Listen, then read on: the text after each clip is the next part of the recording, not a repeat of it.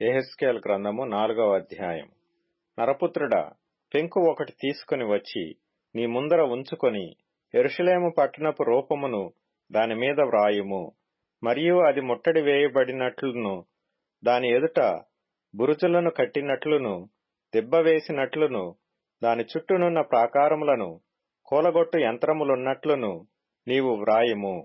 మరియు ఇనుపరేకొకటి తెచ్చి నీకును పట్టణమునకును మధ్య ఇనుప గోడగా దానిని నిలువబెట్టి నీ ముఖ దృష్టిని పట్టణము మీద ఉంచుకొనుము.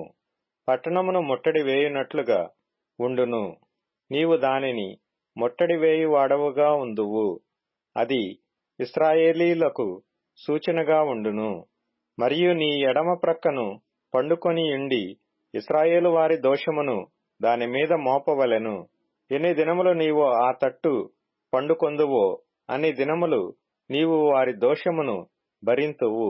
ఇశ్రాయేలు వారి దోషమును నీవు భరించున్నట్లుగా వారు దోషము చేసిన సంవత్సరముల లెక్క చొప్పున నీకు 390 దినములు నిర్ణయించి ఉన్నాను. ఆ దినములు గడిచిన తరువాత కుడి ప్రక్కన పండుకొని ఉండి 40 దినములు యూదావారి దోషమును భరింపవలెను. సంవత్సరం ఒకటింటికి ఒక దినము చొప్పున నేను నిర్ణయించి ఉన్నాను. ఈలాగు నీవుండగా యెరూషలేము ముట్టడి వేయబడినట్లు తేరిచూచుచు చొక్కాయిని తీసివేసిన బాహువు చాపి దానిని గూర్చి ప్రకటింపవలెను.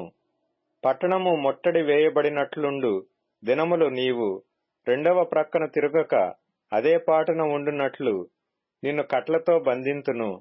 మరియు నీవు గోధుమలను, యవలును, కాయధాన్యములను, చోళ్లును, సజ్జలను, తెల్ల జీలకర్రను తెచ్చుకొని ఒక పాత్రలో ఉంచి నీవు ఆ ప్రక్క మీద పండుకొను దినముల లెక్క చొప్పున రొట్టెలు కాల్చుకొనవలెను. 390 దినములు నీవు ఈలాగన భోజనము చేయుచూ రావలెను. నీవు తూనిక ప్రకారము అనగా దినమొకటింటికి 20 తులముల ఎత్తు చొప్పున భుజింపవలెను. వేళ వేళకు తినవలెను. నీళ్లు కొల ప్రకారము అరపడి చొప్పున ప్రతి దినము త్రాగవలెను. వేళ వేళకు త్రాగవలెను. యవల అప్పములు చేసి వారు చూచుచుండగా దానిని మనుష్య మలముతో కాల్చి భుజింపవలెను. నేను వారిని తోలివేయు జనములలో ఇశ్రాయేలీయులు ఈ ప్రకారము అపవిత్రమైన ఆహారమును భుజింతురని యెహోవా నాకు సెలవిచ్చెను. అందుకు అయ్యో ప్రభువా యెహోవా, నేనెన్నడను అపవిత్రత నొందినవాడను కానే, బాల్యము నుండి నేటి వరకును చచ్చిన దానినైనను మృగములు చీల్చిన దానినైనను నేను తినినవాడను కానే, నిషిద్ధమైన మాంసము నా నోట ఎన్నడనూ పడలేదే అని నేననగా, ఆయన చూడుము, మనుష్య మలమునకు మారుగా నీకు గోమలము నేను నిర్ణయించియున్నాను.